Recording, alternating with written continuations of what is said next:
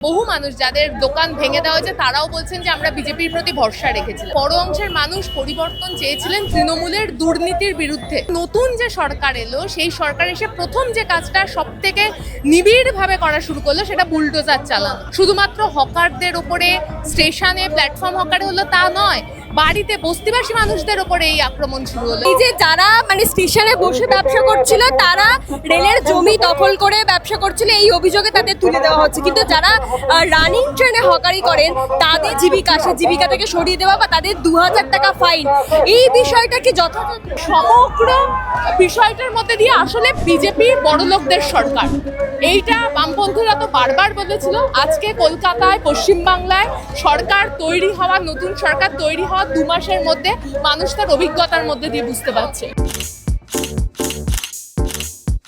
ভাই এটা মডেল না খাতা, আর কত ফটোগ্রাফি করবি? চুপ কর, সামনে মাধ্যমিক, নোট জোগাড় করে পড়তে হবে। কবে পড়বি ভাই? গ্যালারি তো নোটের লাইব্রেরি আর স্টোরেজে পিডিএফ এর ছড়াছড়ি। দূর, কোনটা পড়বো কোনটা ছাড়বো কিছুই তো বুঝতে পারছি না। আরে তাহলে মৌলিক লাইব্রেরির বই পড়। ওদের সম্রাট এক্সক্লুসিভ সাজেশন বইগুলোতে পাবি সমস্ত গুরুত্বপূর্ণ এমসিকিউ, এসএকিউ ও বড় প্রশ্ন একেবারে উত্তর সহ। কমন পাবো তো? টপারদের জিজ্ঞেস কর। সম্রাট এক্সক্লুসিভ সাজেশন মাধ্যমিক, ভালো রেজাল্টের পাসওয়ার্ড। দিদি, এই যে হকারদের যে পুনর্বাসন ছাড়া তাদের উচ্ছেদ করা যাবে না, এই নিয়ে স্টে অর্ডার ছিল, তারপরেও আমরা দেখেছি যে পার্ক সার্কাস স্টেশনে হকার উচ্ছেদ হয়েছে। আজকের বিভিন্ন জেলা থেকে মানুষজন এসছেন এখানে তাদের রুটি রুজির জন্য প্রতিবাদ জানাতে। কি বলবেন, হকারদের এই আন্দোলন করেই কি তারা টিকে থাকতে পারবে, নাকি সরকার তাদের ব্যবসা বন্ধ করেই ছাড়বে? যে বিপুল অংশের মানুষ এই বিজেপিকে এইবার ভোট দিয়েছেন, তার মধ্যে একটা বড় অংশের মানুষ ওনারা নিজেরাই বলছেন। আপনাদের চ্যানেলের ভিডিও, বহু ভিডিওতে দেখেছি যে বহু মানুষ যাদের দোকান ভেঙে দেওয়া হয়েছে তারাও বলছেন যে আমরা বিজেপির প্রতি ভরসা রেখেছিলাম। মানুষের একটা বড় অংশের মানুষ পরিবর্তন চেয়েছিলেন তৃণমূলের দুর্নীতির বিরুদ্ধে প্রতিবাদ জানিয়ে। একটা দোকান করা, একটা বাড়ি করা, সমস্ত কিছুতে কাটমানি দেওয়া, তৃণমূলের ওপর থেকে নিচ অব্দি দুর্নীতিতে এরকম নিমজ্জিত, তার উল্টো। তারপর নতুন যে সরকার এলো সেই সরকার এসে প্রথম যে কাজটা সব থেকে নিবিড়ভাবে করা শুরু করলো সেটা বুলডোজার চালানো। শুধুমাত্র হকারদের ওপরে স্টেশনে প্ল্যাটফর্ম হকারে হলো তা নয়, বাড়িতে বস্তিবাসী মানুষদের ওপরে এই আক্রমণ শুরু হলো। একেবারে বস্তিতে মানুষ রয়েছে, যাদবপুরে রেল কলোনি, বলে দেওয়া হলো 15 মিনিটের মধ্যে ফাঁকা করো। তারপর যখন জোড়াজুড়ি করা হলো 15 দিনের কথা বলা হলো। আমাদের আইনজীবীরা 31শে জুলাই অব্দি স্টে অর্ডার এনেছেন, তারপরে দাঁড়িয়েও এই ঘটনা হচ্ছে। এবং এই যে পদ্ধতিতে বুলডোজার চালানো হচ্ছে সেটা আসলে শ্রমজীবী মানুষ, খেটে খাওয়া মানুষ, তিনি হকার হতে পারেন, তিনি বস্তি অঞ্চলে বসবাস করতে পারে, একেবারে সমাজের প্রান্তিক মানুষের ওপর বিজেপি আক্রমণ নামিয়ে আনছে। এটা ওদের নীতির মধ্যেই তো পড়ে। আমরা বামপন্থীরা নির্বাচনের আগে পরে সবসময় এই কথা বলেছিলাম যে এই গোটা নির্বাচনের প্রক্রিয়াতে যে কথা বিজেপির তরফ থেকে বলা হচ্ছে, যদি আপনি গোটা দেশ বা বাকি রাজ্যগুলো যেখানে সোকল ডবল ইঞ্জিন সরকার চলে সেখানেও আমরা দেখেছি একেবারে খেটে খাওয়া মানুষের উপর আক্রমণ হয়েছে।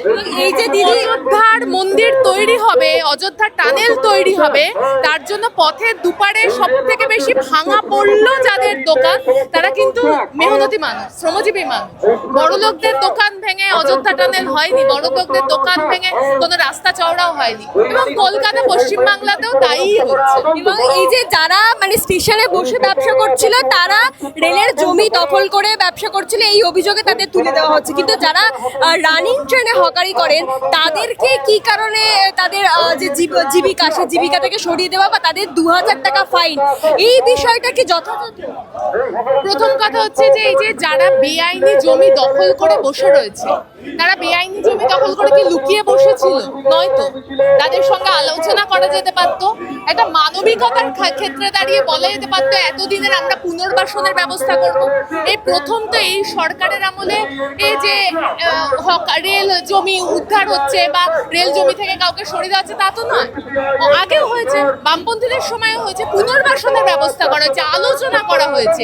এই আলোচনা না করে বুলডোজার এনে গায়ের জোরে লাঠিচার্জ করে সমস্ত ভেঙে গুড়িয়ে দেওয়া, এইটা তো তীব্র বিরোধিতা জানাই আমরা। আর রেল হকার, যারা চলতি হকার, রানিং হকার, তাদের তো নিজেদের কাছে কোনো পরিষ্কার কোনো ধারণাই বলা হচ্ছে না কেন তাদেরকে এই পেশার সঙ্গে তাদের উপর যে হেনস্থা করার কথা বলা হচ্ছে। বলছে প্ল্যাটফর্মে ঢুকলে 2000 টাকা ফাইন।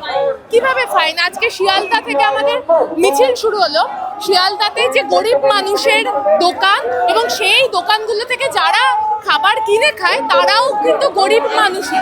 আমরা যখন কোথাও যাই, সাউথের দিকে হোক, নর্থের দিকে ট্রেন হোক, যে 10 টাকা ঝালমুড়ি কিনে নিয়ে ট্রেনে খেতে খেতে চলে গেলাম, কি একটা পেয়ারে একটা শশা, সবার পক্ষে কেএফসিতে যাওয়া সম্ভব নয়, যাবও না।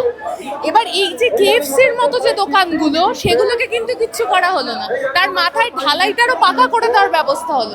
স্টেশনের ভেতর সোনার গয়নার দোকান আছে, কোনো কারণ নেই, অথচ যে মানুষগুলো থাকলে এই দেশের অর্থনীতিতে একদম প্রান্তিকতম মানুষের সুবিধা হতো, যে দোকানগুলো থাকলে সেগুলোকে কার্যত বিনা নোটিসে ভেঙে দেওয়া হয়েছে।